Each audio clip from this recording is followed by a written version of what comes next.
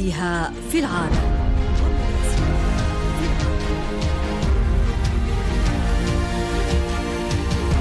إذاعة الجزائر الدولية، صوتنا في العالم.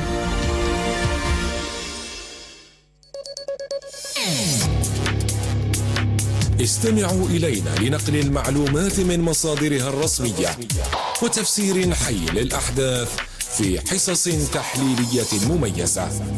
إذاعة الجزائر الدولية، صوتنا في العالم. With Radio Algeria International, you will not miss a single major political or economic event. Radio Algeria International, our voice in the world.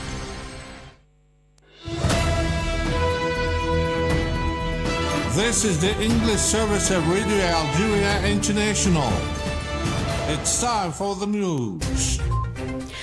Algeria and Somalia have signed a series of agreements covering a number of fields on the occasion of the visit of Somali President Hassan Sheikh Mohamud to Algeria. President Abdelmadjid Tebboune and his Somali counterpart have stressed the convergence of views regarding crises on the African continent and the Middle East. And as the UN has urged for urgent action to stop the horrific atrocities in Al-Fashir, foreign ministers of 20 countries issued a joint statement condemning the violence and expressing deep concern over systematic attacks on civilians. And those were the major developments. Now the full news edition. I'm Asya Bakar. Good afternoon. The President of the Republic, Mr. Abdelmadjid Tebboune, together with the President of Somalia, Mr. Hassan Sheikh Mohamud, have held a joint media statement. President Tebboune welcomed the President of Somalia, Mr. Sheikh Mohamud, and the accompanying delegation. He noted that this is their second visit, reflecting the common will to strengthen cooperation and their commitment to building bridges and exchanging views on issues of common interest in both countries. During the meeting, the two presidents discussed opportunities for cooperation in the fields of energy, agriculture, fisheries, pharmaceutical industry, and higher education. In higher education, President Tebboune highlighted that Algeria has taken steps to leverage available opportunities to intensify cooperation, including welcoming 110 Somali students for training in the 2026-2027 academic season. He added that they are working to expand this initiative by offering additional scholarships in vocational training, police, and defense fields. The two presidents also discussed the importance of promoting a common African stance in the face of issues facing the continent. You're still listening to Radio Algeria International, and the Algerian and Somali presidents discussed the situation in Libya, emphasizing the importance of finding political solution led by Libyans themselves, free from any kind of foreign interference. They further addressed the situation in the Sahel and Sudan, expressing the rejection of foreign interference in Sudan and warning against its immoral and unethical consequences. They also discussed the latest developments in Palestine, reiterating their support to the Palestinian cause and people to achieve their freedom and independence within the 1967 borders, with Al-Quds al-Sharif as capital. In the same context, President Tebboune, alongside the President of Somalia, have supervised the signing ceremonies of several agreements between the two countries. The agreements include a memorandum of understanding between the Ministry of Higher Education and Scientific Research and the Minister of Education, Culture and Higher Education of the Republic of Somalia in the field of higher education, as well as the executive program covering the years 2026-2027 until 2029. Additionally, agreements were signed between the governments of Algeria and Somalia in the fields of agriculture and fisheries. More details with my colleague Masoud Sharfi, who is with me in the studio. Hi, Masoud. Hello, Asya. Earlier, the President of the Republic, Mr. Abdelmadjid Tebboune, has granted the President of the Republic of Somalia, Mr. Hassan Sheikh Mohamud, an official reception at the Presidency of the Republic as part of an official visit he is making to Algeria, during which they also held talks. This visit falls within the framework of strengthening the bonds of fraternity and cooperation between Algeria and Somalia and aims to raise them to higher levels, reflecting the strength of historical ties uniting the two brotherly countries and peoples, as well as the will of their leaders to consolidate partnerships and consultation on issues of common interest. Algeria and Somalia, guided by strong political will and historic ties of trust and solidarity, aim to strengthen bilateral cooperation. The official visit of Somali President marks a new phase of closer contact and joint efforts on common regional and international interests. The two presidents have stayed in close contact since their November 2022 meeting in Algiers during the 31st Arab Summit, where President Mohammed praised Algeria's efforts for Arab unity and Palestinian reconciliation, with exchanges in 2024 reaffirming their commitment to strengthening bilateral ties. Back to you, Asia. Thank you, Masud. And now the federal president of Germany, Mr. Frank-Walter Steinmeier, has asked the president of the Republic, Mr. Abdelmajid Tebboune, to make a humanitarian gesture by granting pardon to author Boualem Sansal, who has been detained for a year. Given Sansal's advanced age and fragile health, the German president proposed that he is allowed to travel to Germany to receive medical treatment. The German president said that such a gesture would be an expression of a humanitarian spirit and a great political foresight.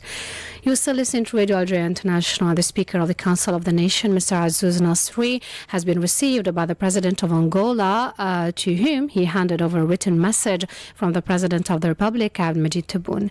This came as part of Mr. Nasri's participation to the celebrations of the 15th anniversary of Angola's independence in the capital, Luanda, in his capacity as a representative of President Tebboune. On this occasion, the Angolan President praised the historical relations linking the two countries, as well as the support provided by Algeria to Angola's war of independence against the Portuguese colonialism. He added that Algeria will be the first country he will visit in 2026. For his part, the Speaker of the Council of the Nation expressed Algeria's desire to work on promoting economic relations with Angola. Let's note that Angola paid a tribute to late Algerian Presidents Ahmed Ben Bella and Houari Boumediene on the occasion of the 15th anniversary of independence. You still listen to Radio Algeria International, and on the sidelines of Angola's celebrations, Mr. Azouz Nasri met with President of Western Sahara, Brahim Ghali, with whom he discussed the latest developments concerning the Sahrawi issue. He also met with the Speaker of the National Assembly of People's Power of Cuba, Esteban Lazo Hernandez. Now, the Minister of Energy and Renewable Energies, Morad Ajel, has expressed satisfaction with the level of partnership between Sonalgas and General Electric, describing it as a model to follow for American and foreign investors. This came after receiving a delegation from the American company General Electric here in Algiers, led by the Executive Director of Energy Services for South Asia, the Middle East and Africa at GE Vernova, Mr. Joseph Anis. The visit comes as part of efforts to strengthen international cooperation and to examine ways to expand partnership opportunities between Algeria and General Electric, with a view to consolidating Algeria's position in global energy markets. You're still listening to Radio Algeria International. And the Secretary of State to the Minister of Foreign Affairs in charge of national community abroad, Mr. Sofiane Chayeb, has taken part in the opening ceremony of the International Workshop on Renewable Energies and Green Hydrogen. The Secretary of State emphasized that the special attention paid by the Algerian state to national experts abroad through strategic policies and programs aimed at strengthening ties with the homeland and encouraging their contribution to supporting development efforts. The government is working to implement ambitious policies aimed at supporting innovation and creating a favorable environment for the development of renewable energies, relying on Algeria's qualified human resources, which are capable of transforming the country's vast natural and energy potential into tangible gains that would place it among the leading nations in this field. Let's note that the event was organized by the Algerian Club of Excellence and High Skills and was marked by the participation of a delegation of national experts from abroad, coming from different regions of the world, particularly those in the field of renewable energies. To international news now, as UN Human Rights Chief Volker Turk has urged urgent action to stop the horrific atrocities in Al-Fashir, Sudan, before they escalate into genocide. Foreign ministers from over 20 countries issued a joint statement condemning the violence and expressing deep concern over systematic attacks on civilians. Mariam Burshir reports. The signatories representing Europe in particular expressed serious concern about reports of systematic and ongoing violence against civilians during and after the fall of El Fasher to the Rapid Support Paramilitary Forces, RSF, as well as the escalation of fighting in North Darfur and the Kordofan region. They described the deliberate targeting of civilians, ethnically motivated massacres, conflict-related sexual violence, the use of starvation as a method of warfare, and the obstruction of humanitarian access as heinous violations of international humanitarian law. The ministers and officials demanded an immediate end to the violence, stating that impunity must end and those responsible must be held accountable, while calling on all parties to engage in a broad and inclusive Sudanese political process. Earlier this week, the International Organization for Migration reported that nearly 89,000 people have been displaced from El Fasher and its surroundings since October 26th, when the RSF took control of the city. Mr. Turk warned that the population was under siege and oppression, living in appalling conditions without food and almost without water. Since the city was sieged, the UN and human rights organizations have reported numerous abuses, including ethnic executions and abductions.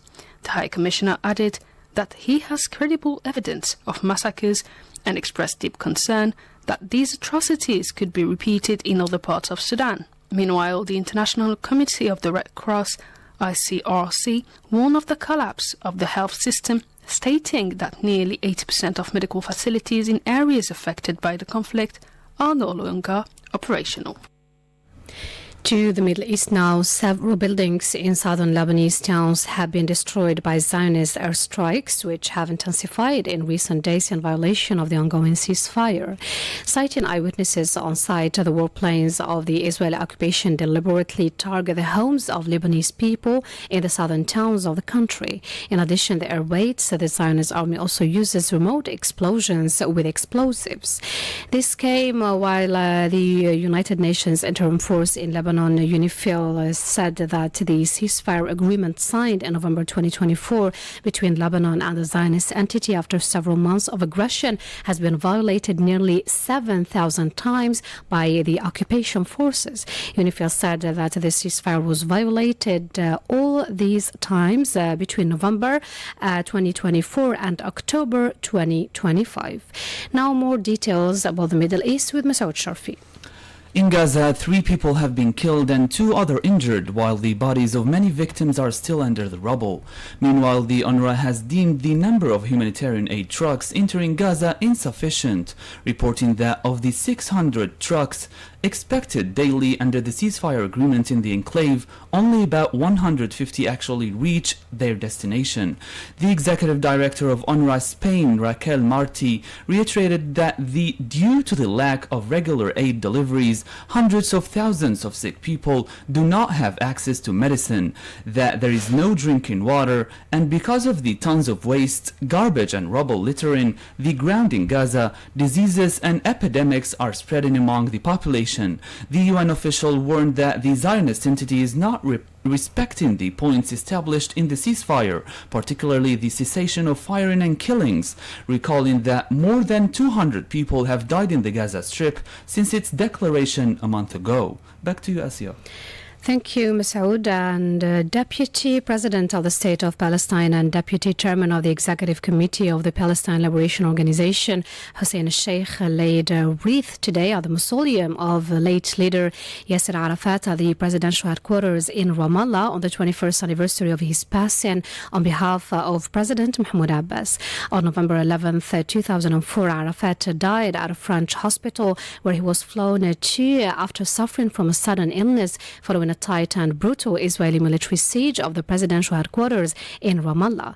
Next is a program highlighting the life and special relation late Arafat had with Algeria, compiled and presented by Jamal Salmani.